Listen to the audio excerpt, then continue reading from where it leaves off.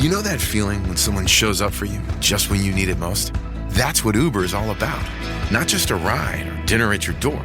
It's how Uber helps you show up for the moments that matter. Because showing up can turn a tough day around or make a good one even better. Whatever it is, big or small, Uber is on the way. So you can be on yours. Uber, on our way.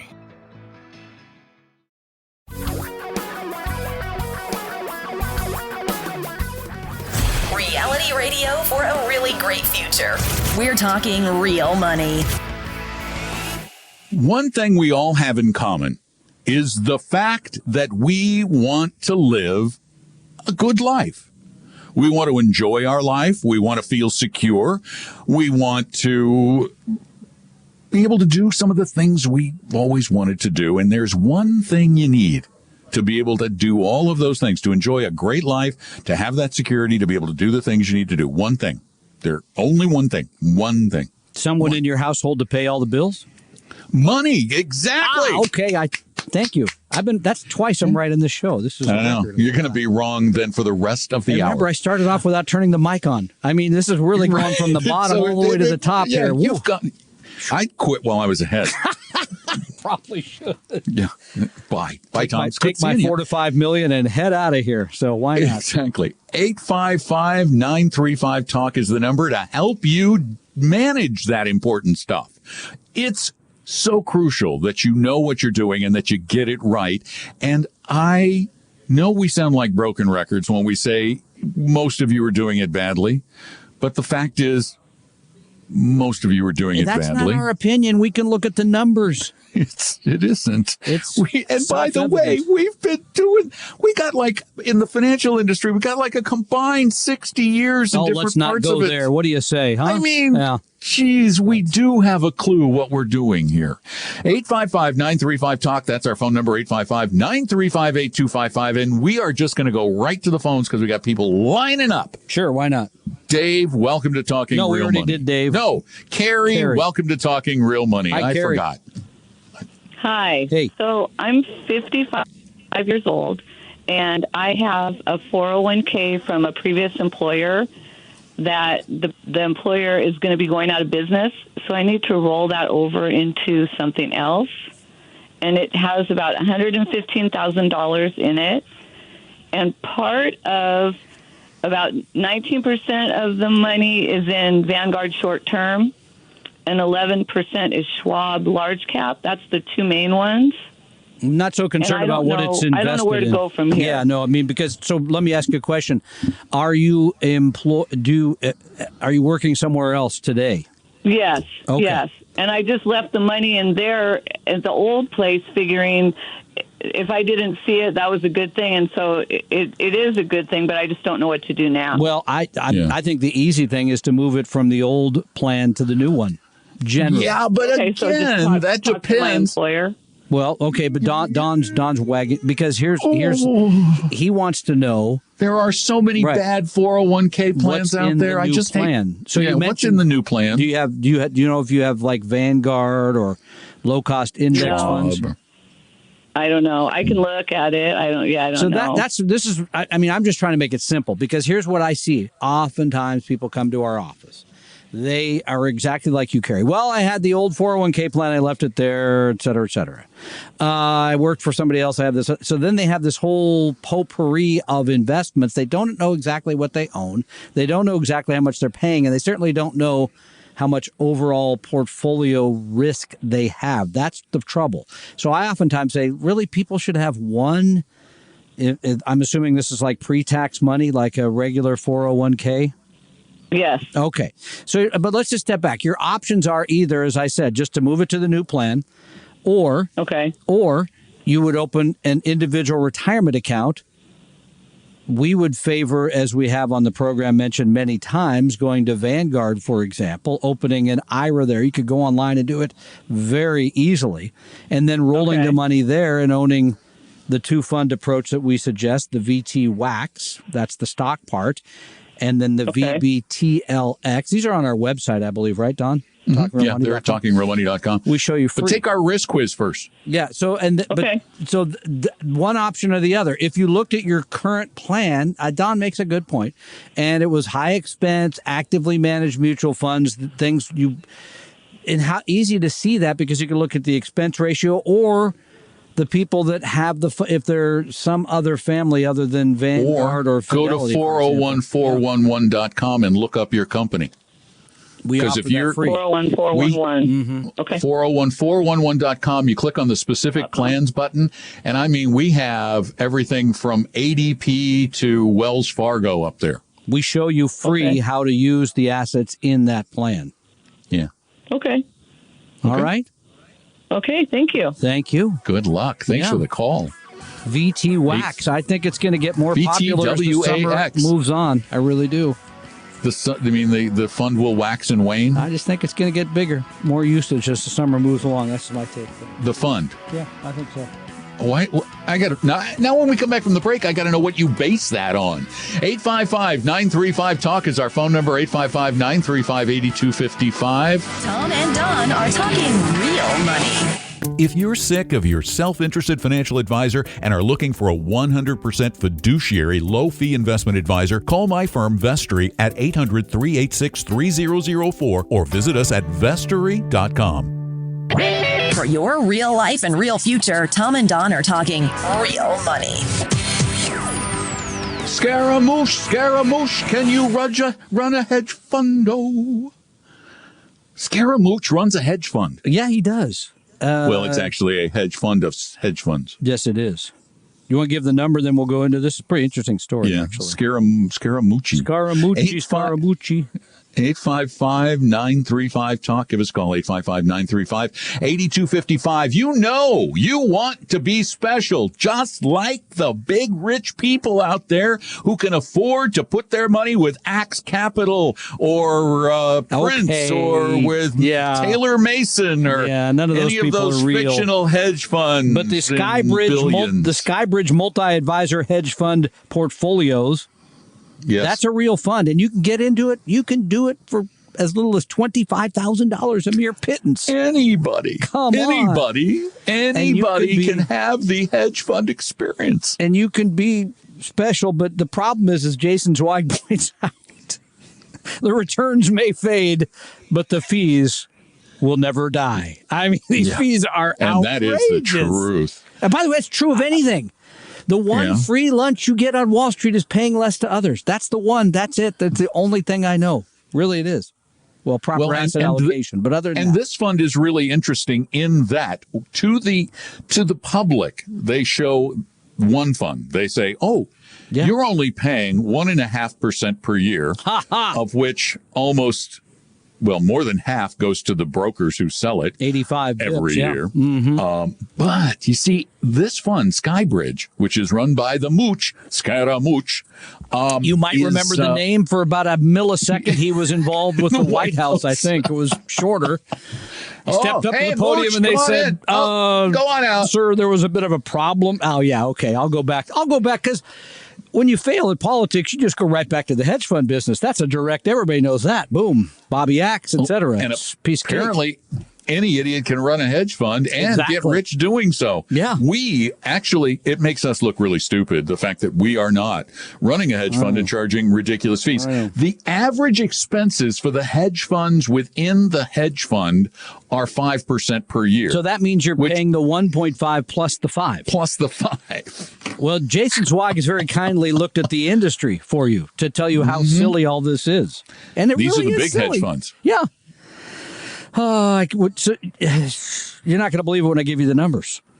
Yeah, I want to hear the numbers. Well, you paid $1.76 in costs. Yeah. For every dollar you get to keep. Right. By the way, if you want to do that, you send us money. I'm all over that. You send me $176,000 on Monday, I'll send you $100,000 right back. Boom. Yeah. Quick. Yeah. They make twice as much money as you make. Yeah, that's a better way to put it. And here's the thing. is a study that was done by two professors, one from Ohio State and one from the University of Arizona, found that over the 20 years or 21 years from 95 through 2016, 22 years, hedge fund investors paid, get this, hedge fund investors actually paid in fees 3.44% per year. That's outrageous. It Well, wouldn't be what's outrageous if you made a lot of money, but you didn't make a lot of money. Right. But people invest long term, and you should do reasonably well through the ups and downs. Hedge funds are designed not to just make you money when the market goes up. They're supposed to protect you when it goes down. So that was the original intent. Supposed to help you on both sides. Well, anyway, the same study found that hedge fund investors, this is the universe of them. Why do people keep doing this? The average annual net return after expenses. Yes. Less than 2% per year. Even the now much maligned Warren Buffett's returns are better that is than so bad. hedge. The S&P 500 done far better than hedge fund. I mean, and again, this is the smart money, right? This is these are the only rich for people. the rich people. Well, but now you don't have to be that rich. 25 grand, you can come up with that. And by the way, the mooch, very kindly, I think it's in here somewhere. The mooch said something about just putting he says small stake in Skybridge, say 3 to 8% of an investor's total portfolio. I love this line. A return stabilizer. What? That's what he said. What's a return stabilizer? No idea. Because do you know what they own, by the way? Did you see what they own? Skybridge? Bundles of corporate and consumer borrowings. Like loans? How's that all working out right now? The kind of loans that are doing really badly right now. As a matter of fact, I did my part of my podcast yesterday on how the insurance industry is now having to mark down their collateralized loan obligations. People don't know yet, right? Because basically what's happened to people that borrowed, they did it. They borrowed and then they got in trouble, right, in this last few months, but then they got the money from the government. That's getting ready to run out. When that runs out, the people that are holding these notes, then the real trouble, I think, is going to start. I have never in my life claimed to be prescient, really. I don't know the future. I've guessed at it badly, but I have. I remember clearly back in the 90s talking about collateralized mortgage obligations, CMOs, and how there was no way to get a higher return with high risk. I couldn't understand it. I said, this is a Frankenstein investment that's going to kill people, and darned if it didn't. Then the next 10 years later, we had a new thing called collateralized debt obligations, CDOs. Yeah. And people said, "Oh, we figured this out now. You can get nice, safe returns, but higher returns than you could with just the bonds." I don't know how you can take bonds that yield X and turn them into X plus and have lower risk, but that's what they claimed. And those did what? Boom. Blew up in the face of Lehman Brothers and many others and AIG. Then we came out recently with CLOs, supposed to be the same thing, collateralized loan obligations. You see a trend here? Yeah. And the insurance companies bought them up like crazy. They went, we can make more money on our portfolio with the same or less risk. Dan, they were paying out in many of their instruments 2 to 3% while making, air quotes, making 7 to 8%. And it worked for a while. Until it didn't. And now it's starting not to. I think the next 3 to 6 months, the cracks will really start to show, as I said, because when the government handout ends and people can't, are they going to pay for groceries or they're going to make their car payment? I'll bet they go with the groceries. I'd be pretty confident. Yeah. Now, I just discovered an interesting fact. I was thinking about the whole hedge fund thing. And the idea is that hedge funds are supposed to protect you on the downside, right? Yep. And make you money on the upside. And for that amazing talent, they charge an average of 3.44% per year. I looked up a globally diversified portfolio of stocks and bonds, 10% in the stock market, 90% in high-quality bonds. What would that have made over that exact same period where they netted 1.96%? 4%. There you go. 4%. 10% in But it's stocks, not 90% in bonds. It's not sexy. Yeah. Yeah.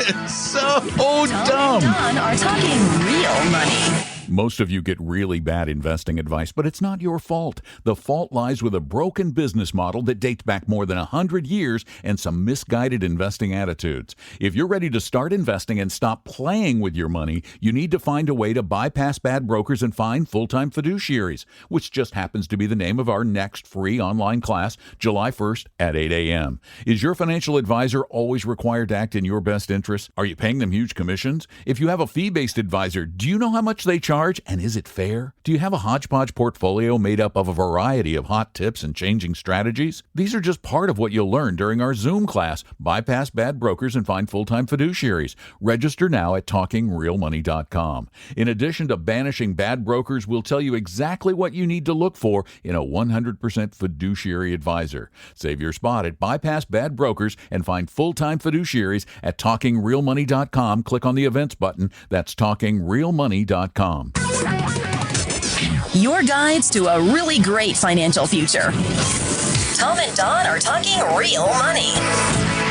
Once again, our number, the number you need to dial to get the information you need to make more money and to do this right is 855-935-TALK, 855-935-8255. I'm Don McDonald.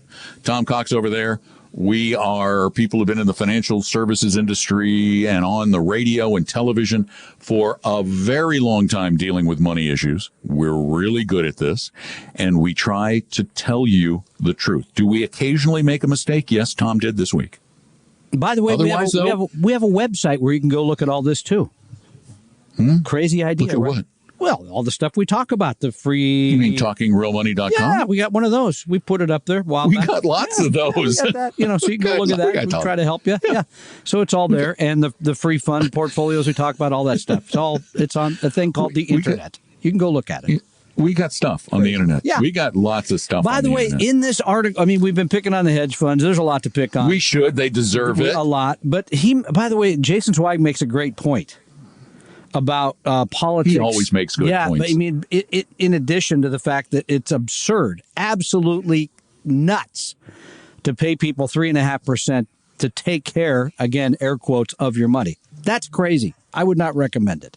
But he also makes another point before we go back to the phones, Don, that people get caught up, and because of Mr. Scaramucci's involvement with Donald Trump, they get caught up in the politics of investing, and that's a bad idea too. You should be totally apolitical. Really it's money we're talking about. And so he said you really shouldn't, in this case, be looking at the costs, not the politics.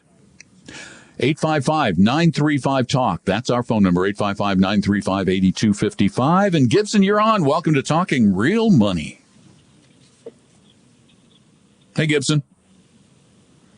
Gibson, can you hear? It says hear Gibson us? on my screen. Yeah. That's weird. Gina, hi. That was nowhere even close. Oh, hi.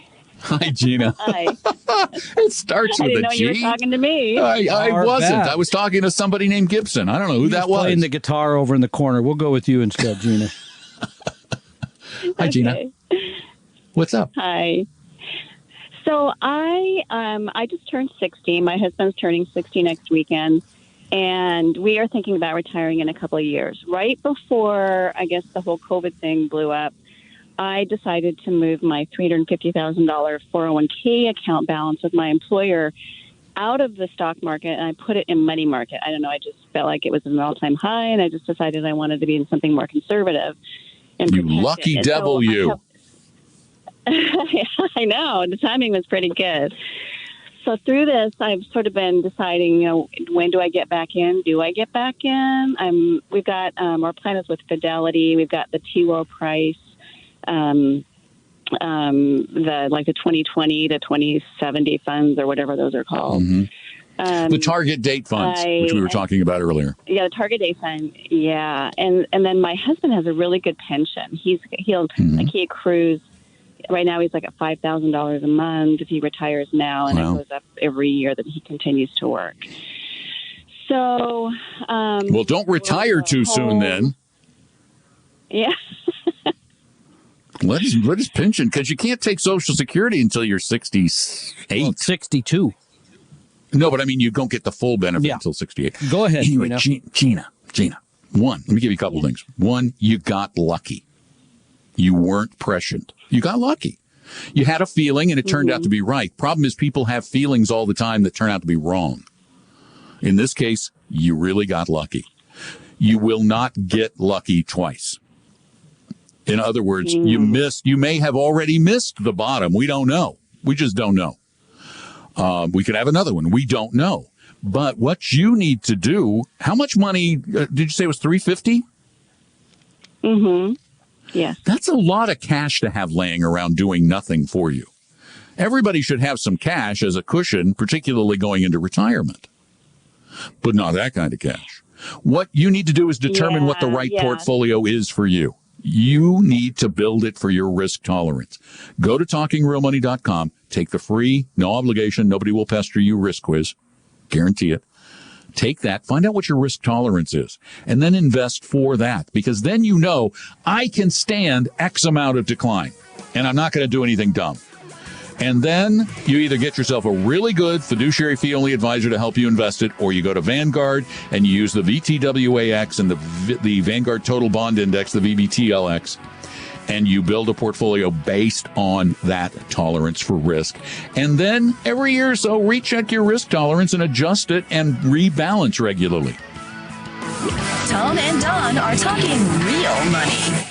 You've heard that about 99% of all financial advisors are not always required to act in your best interest. You've probably been pitched financial products by all manner of friends and relatives, and the investing you have done is probably a hodgepodge of ill-fitting pieces that are doing little to provide the financial security you need. If you're looking for a 100% pure fiduciary, and we'll put that in writing, low-cost, fee-only advisor who always puts you first, give Vestory a call at 800-386-3004. That's 800-386-3004, or visit us online at Vestory, VESTORY.com.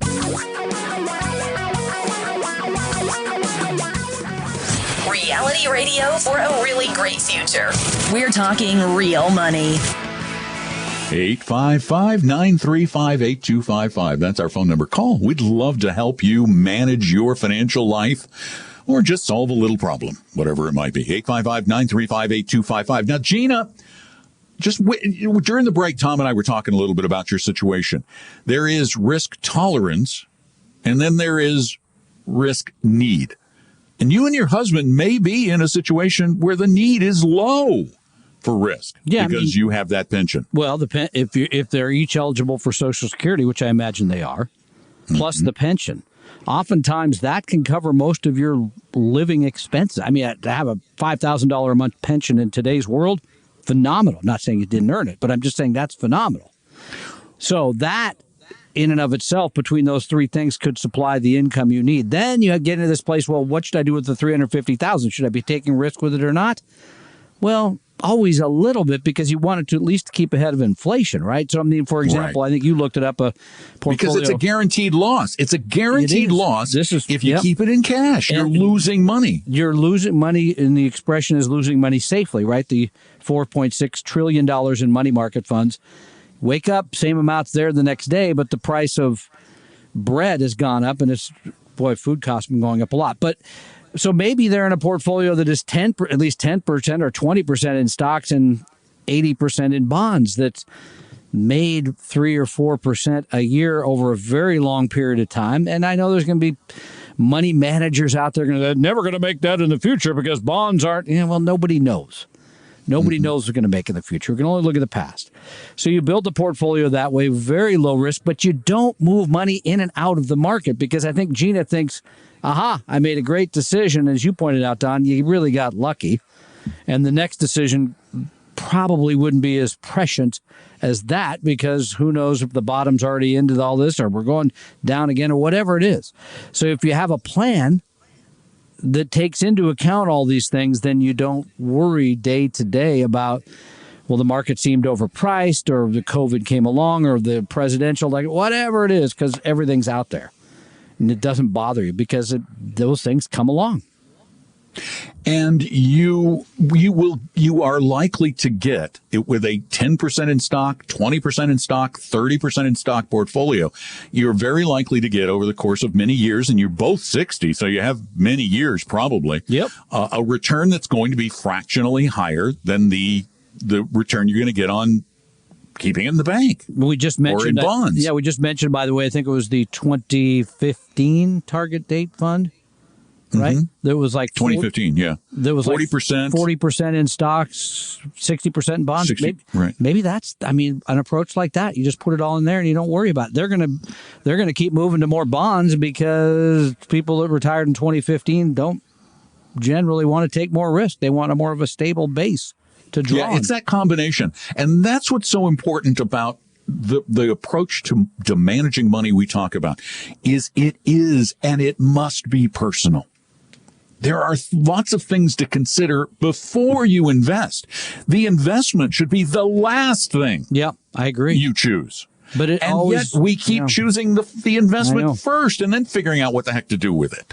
Because it's the thing that's more interesting, because it's the thing that's more discussed, because it's the thing that's in the media, right? Every day, the price of stocks do this or that, or I got to do something because the market did that, whatever it is. So that's the problem. I'm still on my quest to stop people from quoting the Dow Jones Industrial You're going to go Average. to your grave saying, don't pay attention to the Dow. I've asked every news person I've ever run into, please stop quoting the Dow. And they go, well, we have to quote it because it's what people expect. The Dow is horrible because at least with the S&P 500, it's not just the price of the security, it's the market capitalization. With the Dow, it's simply, if your stock is $1,000, you get that much emphasis in that. It's a horrible index. Absolutely awful. It's not an index. No, pardon me. It's a simple average. Yeah, okay. It's a simple. It makes was no designed sense. back when we didn't even have a calculator. I don't even think they had adding machines.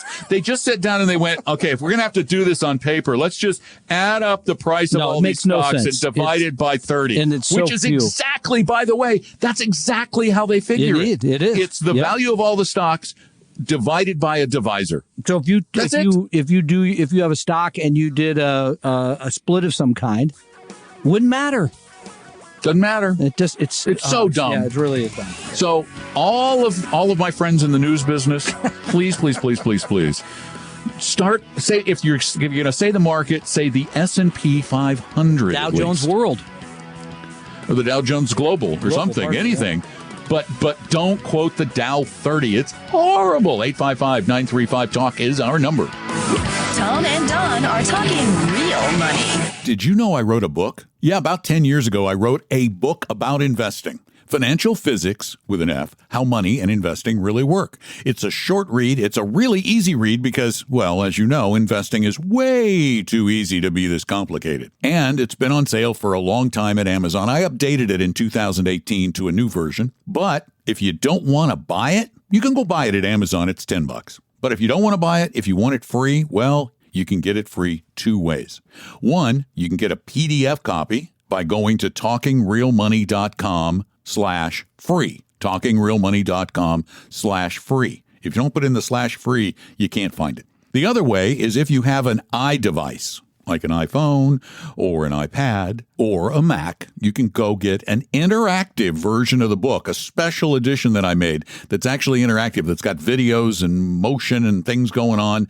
And that's also free. Just look for Financial Physics, FYSICS, in the Apple Bookstore or Apple Books or whatever they call it now.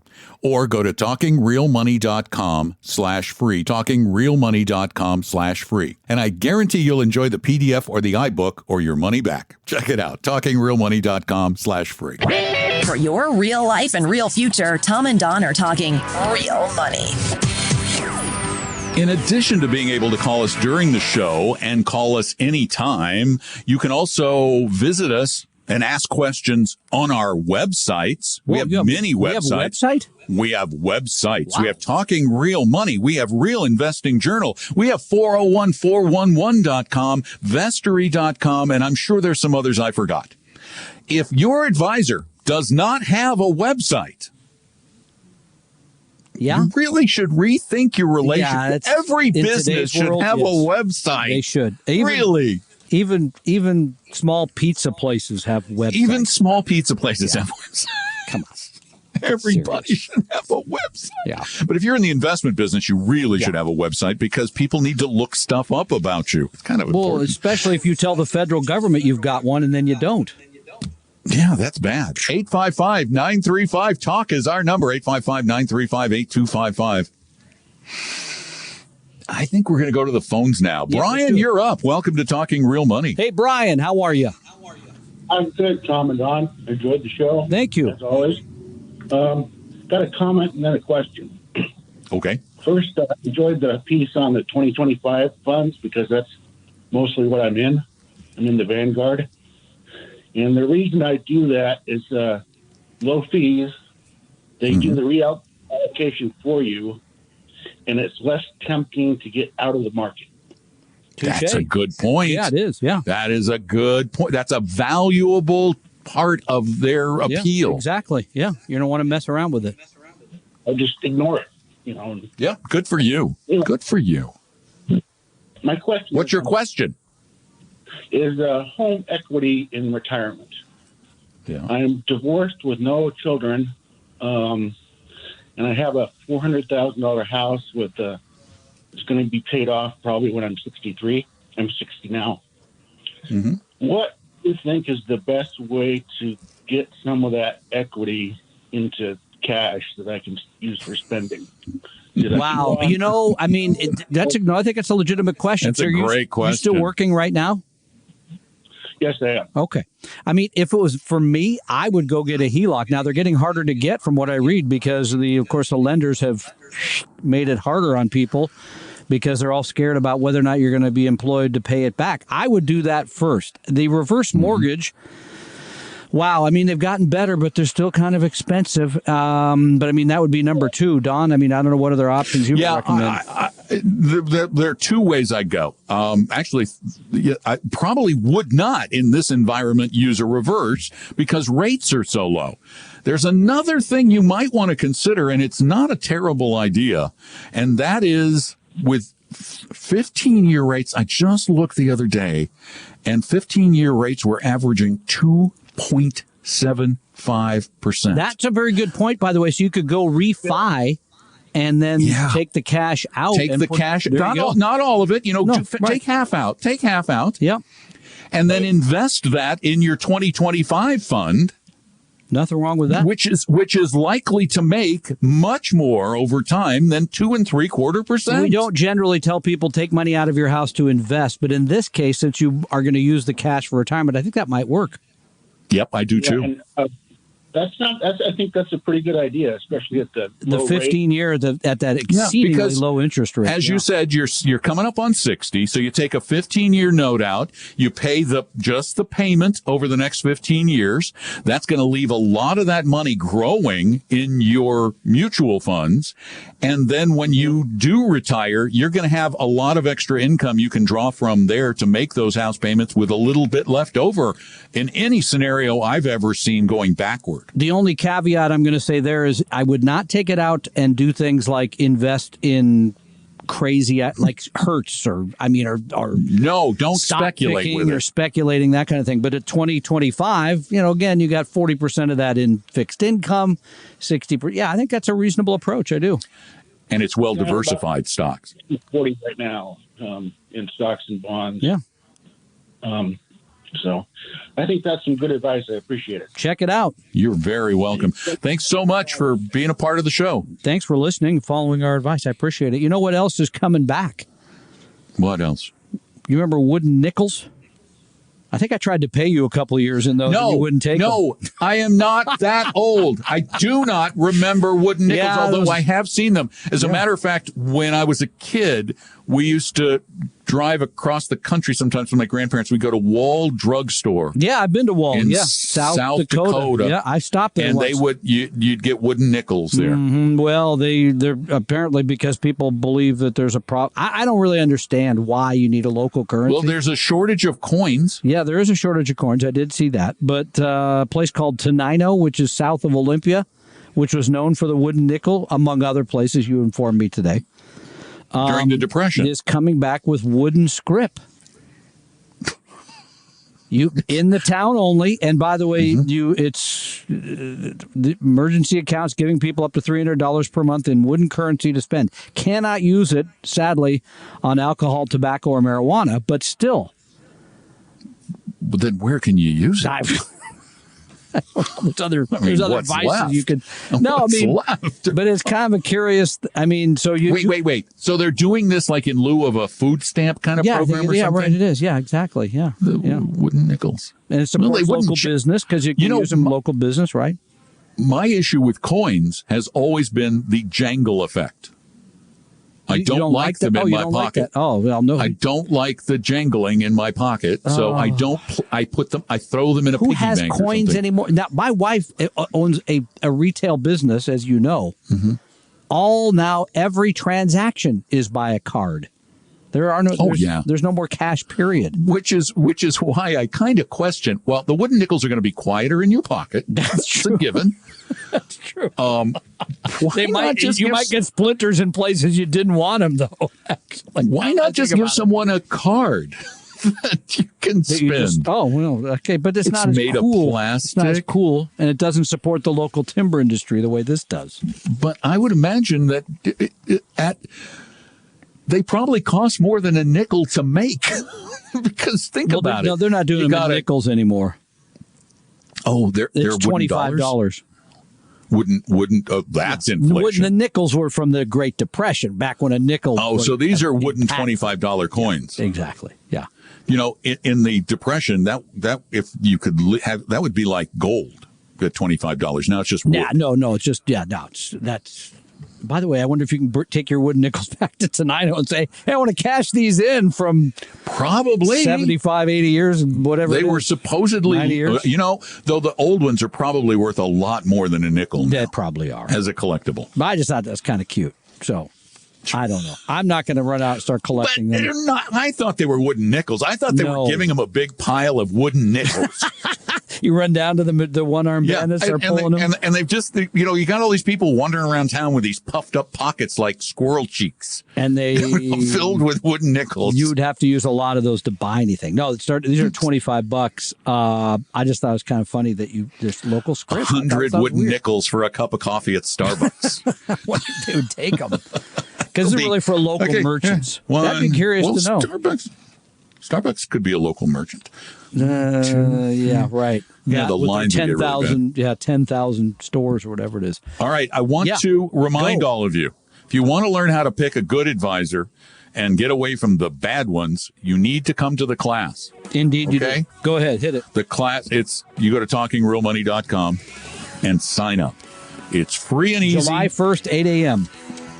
July 1st, 8 a.m. Pacific time. If you're listening to the podcast, that would be another time where you are. It was very popular. Just add an hour, time, so 2 or 3. People loved it. We had a lot of people from all over the country. A lot of Q&A.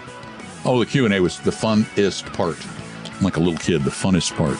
Tom and Don are talking real money. If you're sick of your self-interested financial advisor and are looking for a 100% fiduciary low-fee investment advisor, call my firm Vestory at 800-386-3004 or visit us at vestory.com. Your guides to a really great financial future.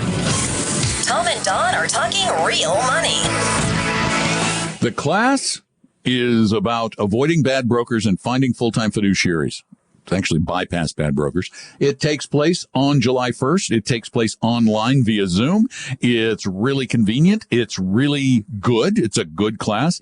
And it's a free class. So go sign up for it right now. You just go to talkingrealmoney.com, click the events button, fill out a little tiny bit of information, and you'll get the link to the event, and you can sign in on the 1st at 8 a.m. Pacific time.